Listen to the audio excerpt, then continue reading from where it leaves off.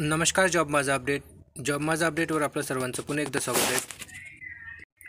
आज आपण सहकारी बँक भरतीची जी एक्झामची जी सिरीज सुरू केली आहे त्यामध्ये बँकिंग नॉलेजच्या संबंधित तिसरी टेस्ट बघणार आहोत. यामध्ये बँकेचे संबंधित 12 प्रश्न आपण इथे बघणार आहोत. तर बघा, पहिला प्रश्न आहे, which of the following are include in the digital payment system. म्हणजेच खालीपैकी कोणत्या जे आहेत ते डिजिटल पेमेंट सिस्टीममध्ये आहे. Option A RTGS, demand draft, NEFT, cheque. तर खाली ऑप्शन दिलेले आहेत ACD, BND, ANC only, BCD. तर याच्यापैकी बरोबर उत्तर असेल ऑप्शन C, ANC ओनली. तर which of the following are include in the digital payment system म्हणजे खालीपैकी कोणते डिजिटल पेमेंटमध्ये इन्क्लूड आहेत. तर RTGS आणि NEFT.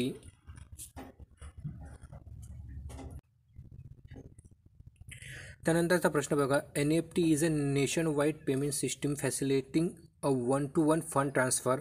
What is the F is stand for this same. म्हणजेच NEFT जे आहेत, NEFTमध्ये आपल्याला Fचं फुल फॉर्म सांगायचं आहे. तर Fचा फुल फॉर्म असेल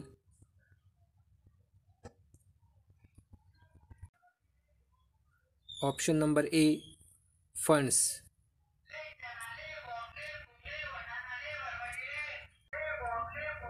आणि NEFTचा फुल फॉर्म असतो नॅशनल इलेक्ट्रॉनिक फंड ट्रान्सफर. त्यानंतर प्रश्न क्रमांक 3 बघा, what is the maximum amount that can be transfer using NEFT facility by individual or organisation from one account to another. म्हणजेच मॅक्झिमम अमाऊंट किती रुपयापर्यंत आपण NEFTद्वारे आपण ट्रान्सफर करू शकतो. तर इथे ऑप्शन दिला आहे 20,000, 2 lakh, option C no limit, option D 50,000. तर याचं बरोबर उत्तर असेल ऑप्शन C नो लिमिट. NEFTद्वारे आपण मॅक्झिमम किती अमाऊंट ट्रान्सफर करू शकतो. तर याचं बरोबर उत्तर असेल ऑप्शन C लो लिमिट. त्यानंतर बघा प्रश्न क्रमांक 4, what does the word F stand for the term NEFT. तर याच्या आधीच प्रश्न बघितला आपण NEFTमध्ये Fचा फुल फॉर्म काय आहे. तर याचं बरोबर उत्तर असेल फंड्स. त्यानंतर बघा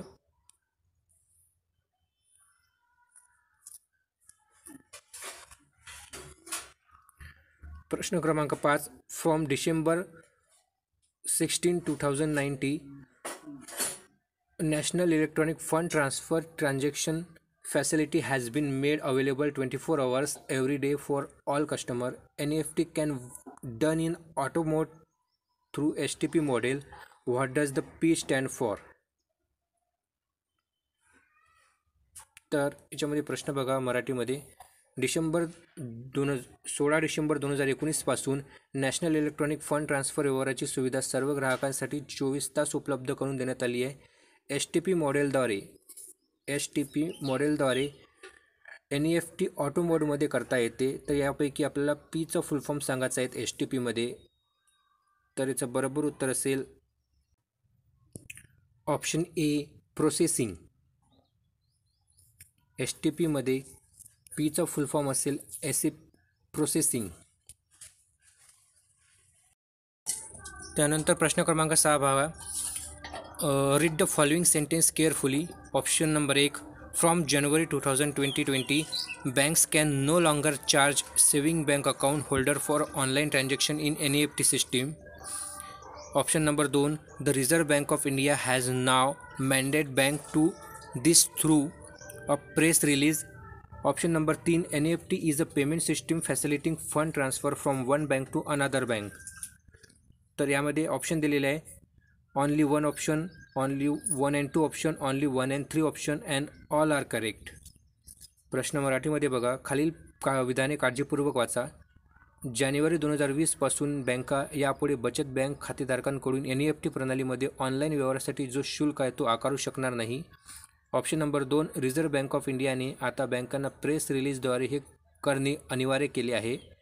आणि ऑप्शन नंबर 3, NEFT हे एक पेमेंट सिस्टीम आहे जी एक बँक खात्यातून दुसऱ्या बँक खात्यात पैसे हस्तांतरित करते. तर यापैकी कोणते ऑप्शन जे आहेत ते बरोबर आहेत? तर याचं बरोबर उत्तर असेल ऑप्शन नंबर डी, सर्व याच्यापैकी बरोबर आहेत. म्हणजेच जानेवारी 2020 पासून बँका यापुढे बचत बँक खातेधारकांकडून NEFT प्रणालीमध्ये ऑनलाईन व्यवहारासाठी शुल्क आकारू शकणार नाही. हे ऑप्शन पण बरोबर आहेत. ऑप्शन नंबर 2 आणि ऑप्शन नंबर 3 हे तिन्ही ऑप्शन बरोबर आहेत यापैकी. त्यानंतर बघा प्रश्न क्रमांक 7, IFSC code is a unique 11-digit number is used to transfer the fund online from NEFT, IMPS and RTGS transaction. What is the C stand for in IFSC? म्हणजेच IFSCद्वारे आपण NEFT, IMPS आणि RTGS ट्रान्झॅक्शन करण्याच्या वेळेस आपण IFSC कोडचा उपयोग करतो. तर ह्या IFSC कोडमधील C म्हणजे काय आहे? तर याचं बरोबर उत्तर असेल ऑप्शन नंबर सी, कोड. हे त्याचं बरोबर उत्तर असेल. कारण IFSCचा next question number 8, IFSC is a alphanumeric code that uniquely identified a bank branch participating in NEFT system. How many digits are present in IFSC code? तर प्रश्न मराठीत आहे का? IFSC हा एक अल्फान्यूमरिक कोड आहे जो NEFT सिस्टीममध्ये सहभागी होणाऱ्या बँक शाखेची विशिष्ट ओळख करतो. यामध्ये IFSC कोडमध्ये IFSC कोड हा किती अंकी असतो? तर याचं बरोबर उत्तर असेल ऑप्शन नंबर अ, म्हणजेच ऑप्शन नंबर ए, 11. तर IFSC कोड जो असतो तो एक 11 डिजिटचा कोड असतो. त्यानंतर बघा प्रश्न क्रमांक 9, the maximum limit for sending money to Nepal through NEFT म्हणजेच national electronic fund transfer in a single transaction.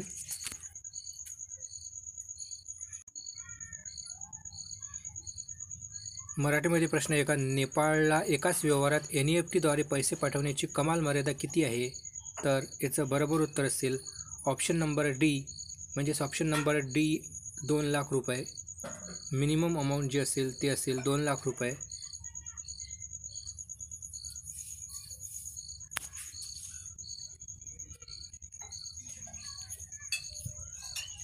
Maximum amount विचारली येते, मॅक्झिमम अमाऊंट असेल 2 लाख रुपये.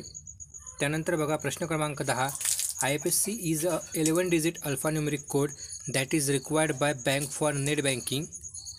Which of the following is incorrect for IFSC? तर यामध्ये बघा प्रश्न काय म्हणतो की IFSC एक अल्फान्यूमरिक कोड आहे ज्यामध्ये IFSCच्या बाबतीत काय रॉंग आहे, इनकरेक्ट आहेत.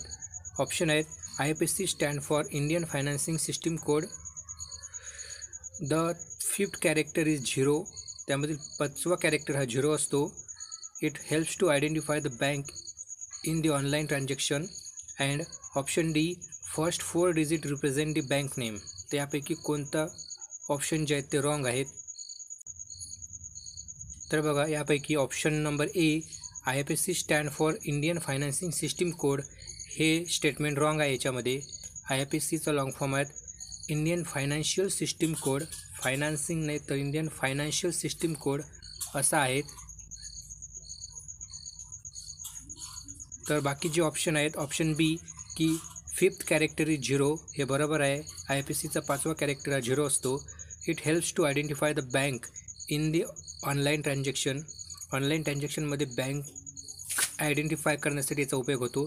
Option D, first 4 digit represent the bank name, हे सुद्धा बरोबर आहेत. तर बघा IFSC हा एक 11 डिजिट कोड आहे ज्यामध्ये पहिले 4 डिजिट जे असतात ते बँक कोड असतात, म्हणजे बँकेचं नाव.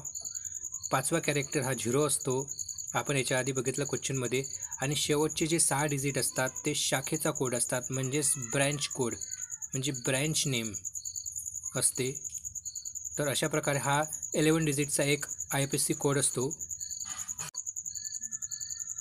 त्यानंतर बघा प्रश्न क्रमांक 11, unique transaction reference number is character code use to uniquely identify a transaction in RTGS system.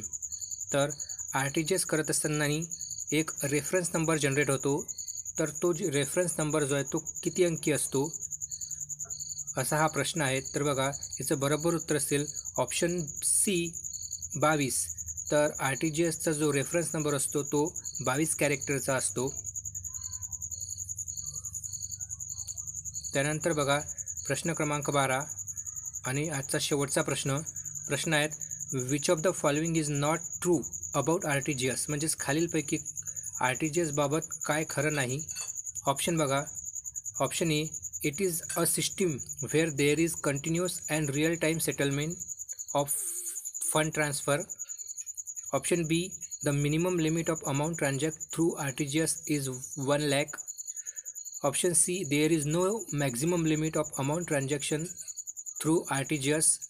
RTGS is available on 24/7 basis.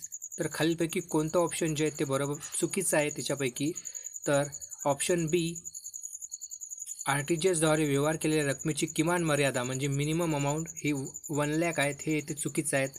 तर RTGSद्वारे मिनिमम अमाऊंट जे ट्रान्झॅक्शन होते त्याची मिनिमम अमाऊंट ही 2 लाख रुपये आहेत. तर अशा प्रकारे हे काही बँकिंगचे इम्पॉर्टंट काही क्वेश्चन होते जे येणाऱ्या GP पारसिक बँकेसाठी तुम्हाला इम्पॉर्टंट ठरतील. आणि ज्यांनी कोणीही इचलकरंजी बँकेची एक्झाम भरली असेल त्यांच्यासाठी सुद्धा. धन्यवाद. जय हिंद, जय महाराष्ट्र.